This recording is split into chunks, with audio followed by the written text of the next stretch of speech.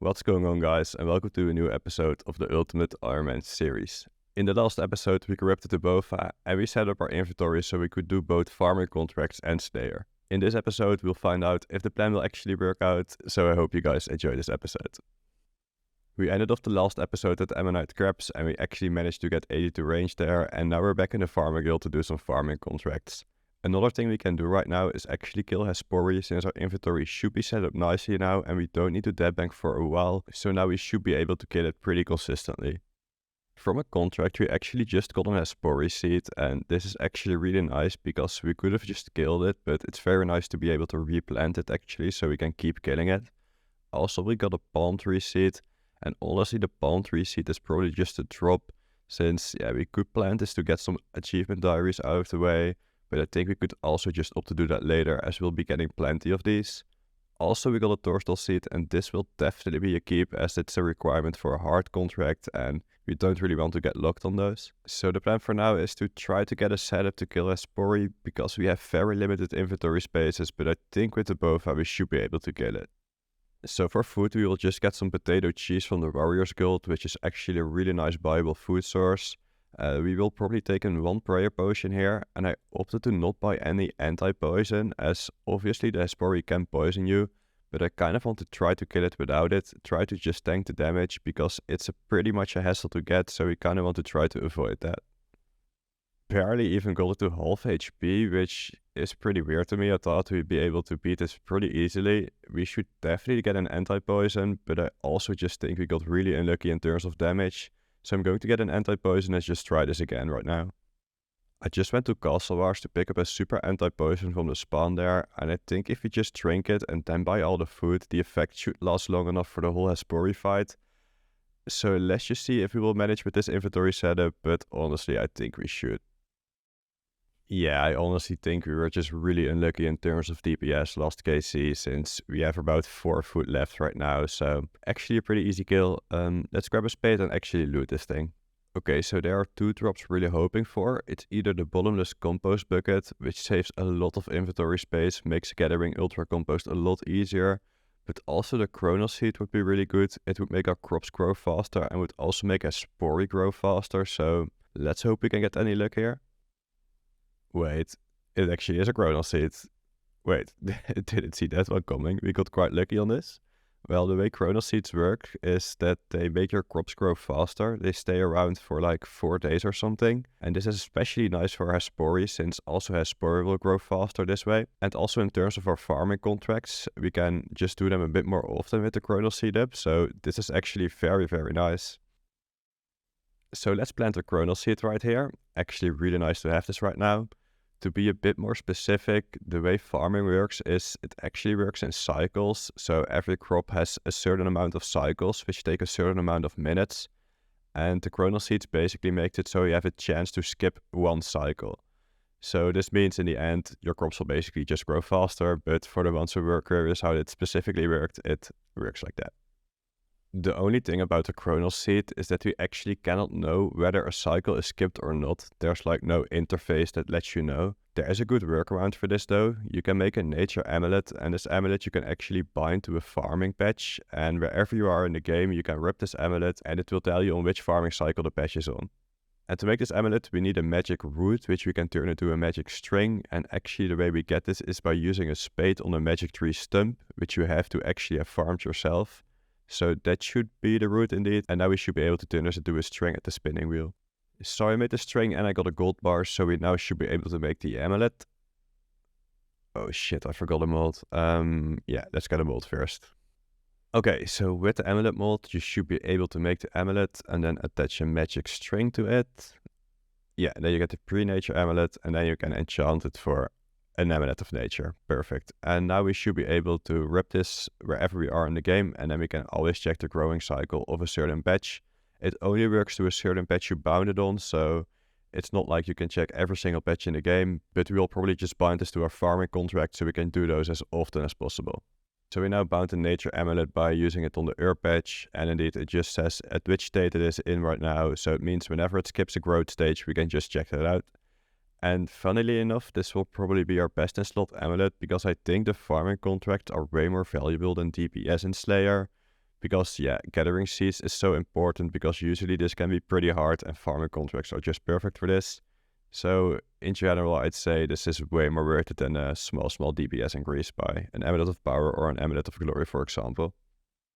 And last episode we got the herb sack, so let's do a little herb run with that, because it's actually really nice to do it this way. We can just pick up all our herbs here, and then we can fill the sack and we can just start picking herbs again. And what we used to have to do is like note them all. I can show you this by emptying the herb sack, because it's currently full. It can only carry like 30 arid leaves or like 30 herbs of anything.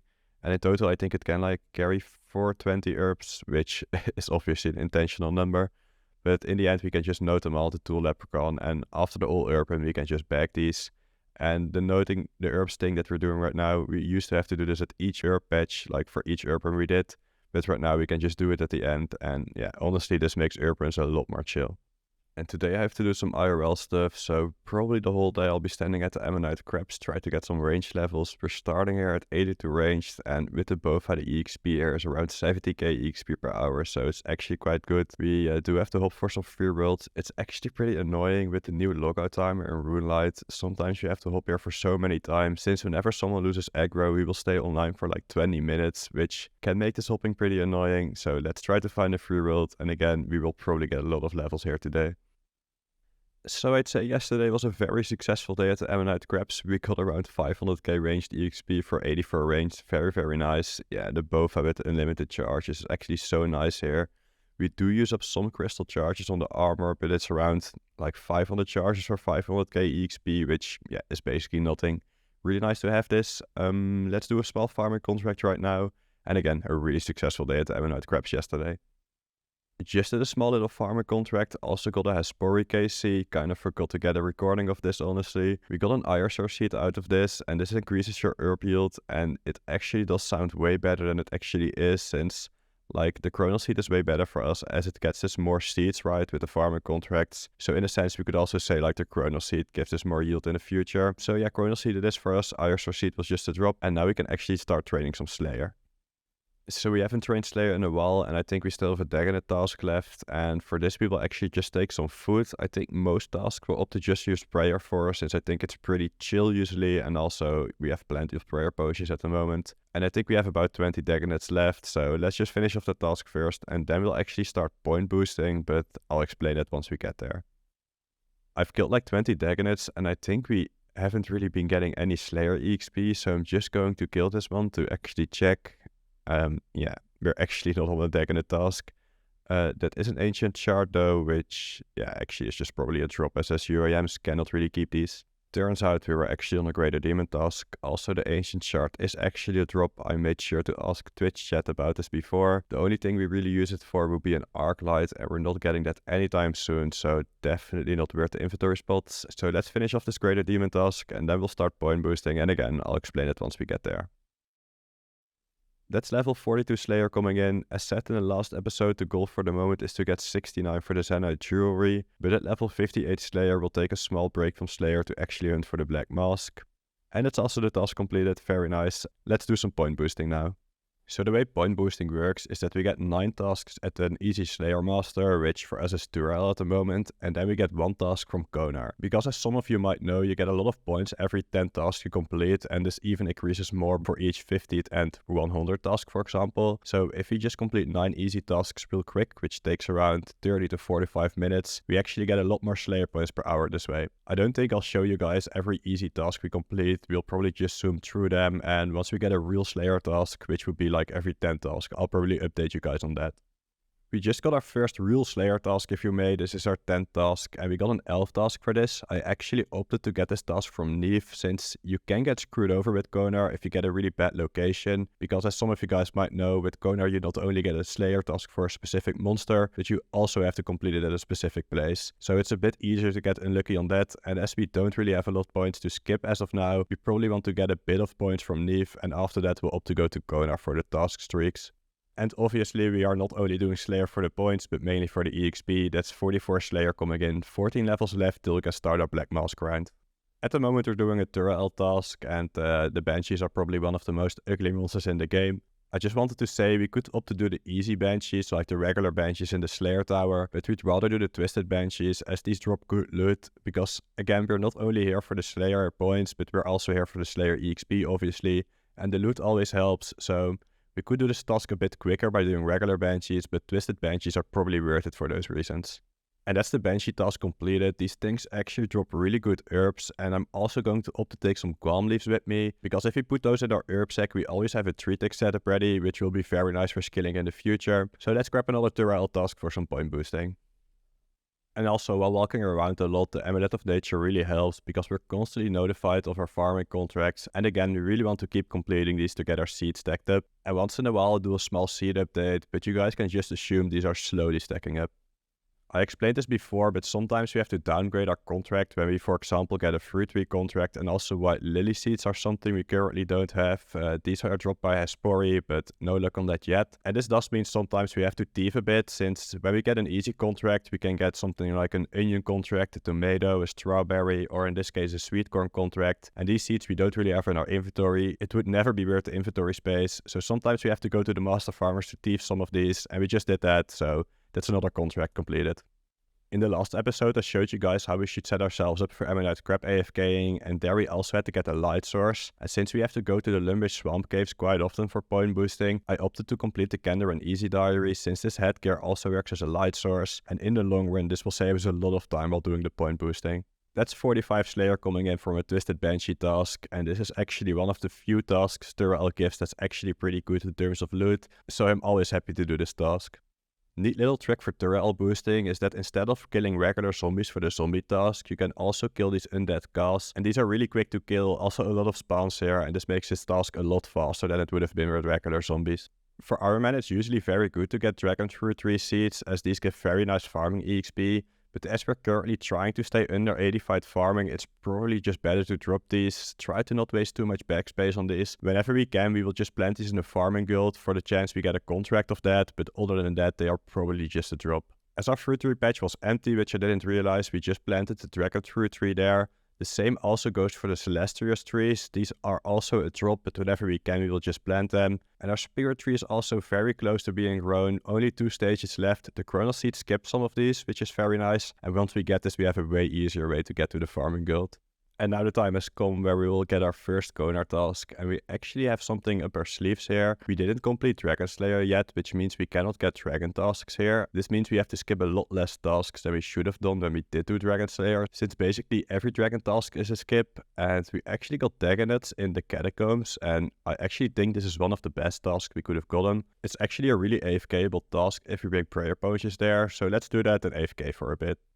So for tasks like these, I will probably only opt to overhead pray. This makes this pretty AFK, as we only have to drink a prayer sip once in a while. We could also opt to pray Eagle Eye here, but that would mean we have to drink a lot more prayer potions, and we also have to reset more often since we have very limited inventory space. So probably just overheads is the way. Let's AFK here for a bit, and I also think the loot will be quite good here, so let's see about that.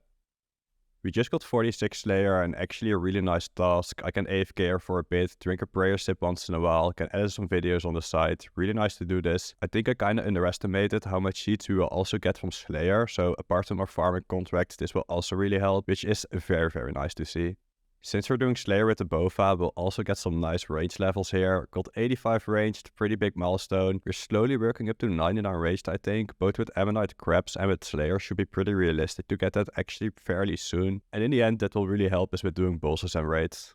We just got 47 Slayer and also got our first Brimstone Key. I don't really know if these are any good, since, yeah, you can get some good alcohols from it and those will always be good, but apart from that you can get some resources, and since we have very limited inventory space, I'm not quite sure what we will keep from this. But we'll probably just figure that out once we start opening these chests.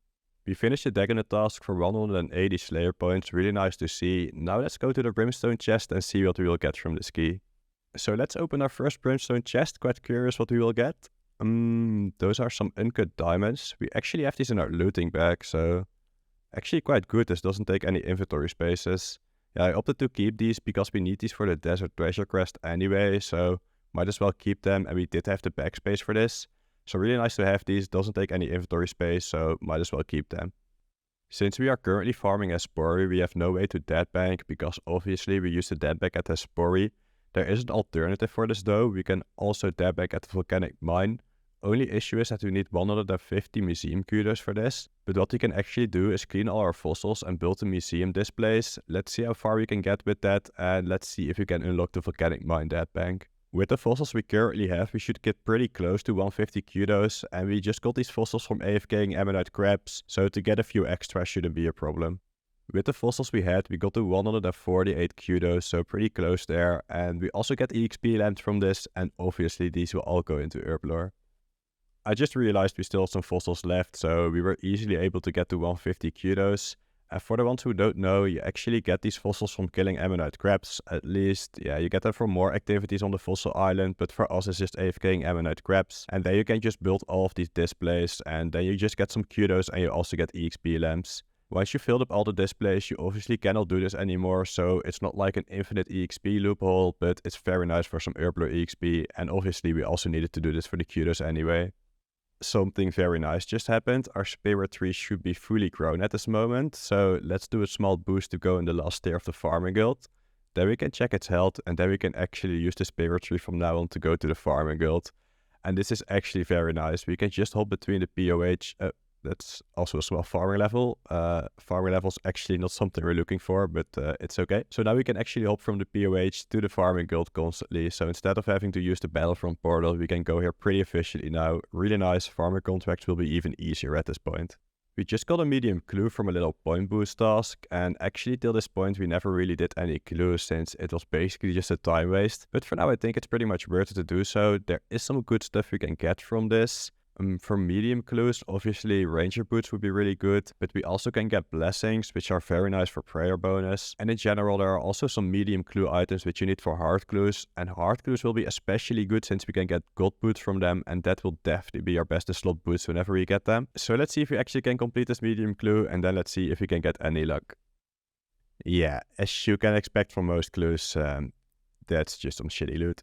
What's better though is that we now can actually use the spirit tree to go to the farming guild. First time we do this for a farming contract, and yeah, this saves so much time. We do have to make sure we boost before we use the spirit tree, since the spirit tree is actually in the advanced level of the farming guild, which you need 85 farming to go to. So you can only use the spirit tree whenever you boost it to 85 farming. But since we have to boost for farming contracts anyway, this shouldn't be a problem at all. 9 Tyrell tasks completed again, so let's see if Konar can give us anything good today. Fire giants in the Brimhaven dungeon. Not the best. Some people even say fire giants are a block. I'm not sure if I would agree with this. I'm just going to try out this task, but I think it should be pretty doable for us. Yeah, I can see in terms of EXP and drops it might not be the best task, but considering we don't have a lot of points, it's probably just worth doing these tasks for points at the moment. Also, we only have 3 blocks since we don't have that many quests completed, since the block list expands the more quest points you have. So I think there could be a bit more important blocks for us. We had to restock on some prayer potions, and also our farming contract was done, so we made sure to get that. And earlier on in the episode I mentioned sometimes you can get stuck on an easy contract and we can't really keep all these seeds in our inventory. So sometimes you do have to pickpocket for this. There is a neat little trick with Martin the Master Farmer. You can actually talk to him and he will never move after that. Makes this pretty easy. And as we have to get some strawberry seeds right now, which are actually pretty rare, it might be worth it to just grab our full rogues outfit. Since if you do this for like half an hour, we do also get some juicy Raynar seeds usually. Got the strawberry seed and also made sure to plant it. And some might not know, but as an ultimate Ironman, you obviously cannot bank, but you can unload potions at the bank. So the way we restock is by using prayer potions on the bank, then redose them correctly, and after that our inventory should be set up for the fire giants again. That's the fire giant task completed. Wouldn't really say this is a bad task at all. I can see some people try to block it, but as our block slots are pretty limited because of our quest points, I think there are some better blocks for us. For sure hellhounds come to mind, also black demons, and I think there must be something else, but yeah, we'll probably come across that. But the one thing that's for sure is that we're going to do 9 Tyrell task again now. But since Hespori has grown again, we're definitely not going to Tyrell before we killed Hespori here. The kill was actually pretty easy this time. I think the first KC we actually got really unlucky in terms of DPS. So let's grab our spade and see if we can get any luck today. That's another chrono seed. Not bad at all, actually. Love to see it. Again, our farming contracts really go a lot quicker with this chrono seed planted. And the chrono seed we had already planted was almost running out. These things stay active for like 4 days. So we kind of want to hope to get a chrono seed like once every 4 days from the Espori. Really nice to have this. So let's plant it and then we can go to Tyrell again. But Tyrell has to wait another episode before he actually sees us. We made some really nice progress today. Started out Slayer and it's actually going pretty fine with this inventory setup, which I'm really glad with. And also got the other chrono seed, which is actually really, really helpful. So I hope you guys enjoyed the episode and I hope to see you guys in the next one.